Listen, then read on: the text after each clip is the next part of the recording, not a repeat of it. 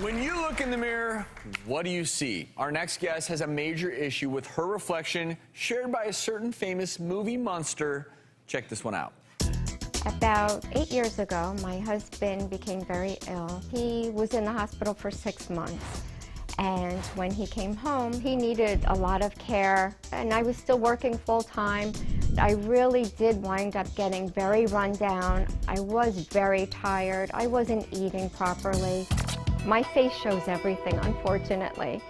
And I started to look at myself in the mirror and think, yeah, I did look very hollowed and gaunt. My forehead looks very pronounced, but I have like very hollow temples, and that's, I'm sure, what's making it look so bad. I was able to change my hairstyle to cover that up. However, I still notice it, and Dr. Chasin started to make some minor adjustments, a little Botox, fillers, just to bring my face back to a healthier look.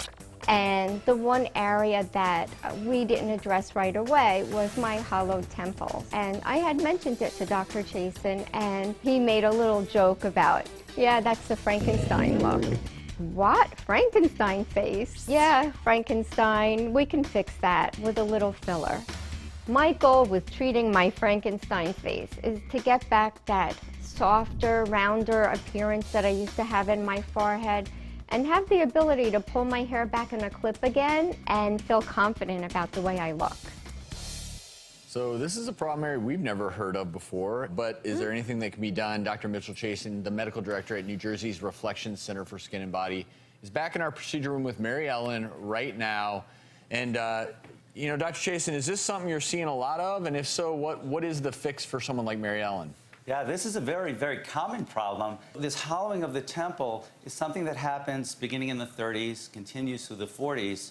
So we see it with aging, but we also see it today because people are pushing their weights down. So they're getting better and better fit, but unfortunately, they're looking hollower and hollower in the temples. And the great news is the fix is really easy. It's an immediate result. It's a safe treatment if done in the right hands. And honestly, people that have injected their temples years ago, I haven't ever done it again. I think we're not really even seeing the effect of the filler fade. We're probably just seeing additional hollowing if someone does need a repeat procedure. And Dr. Chasin, I know you're going to go ahead and begin the procedure right now. It just goes along with what we talk about, that we know the part of the aging process, yes, gravity, forming lines, but losing volume, as Dr. Chasin alluded to.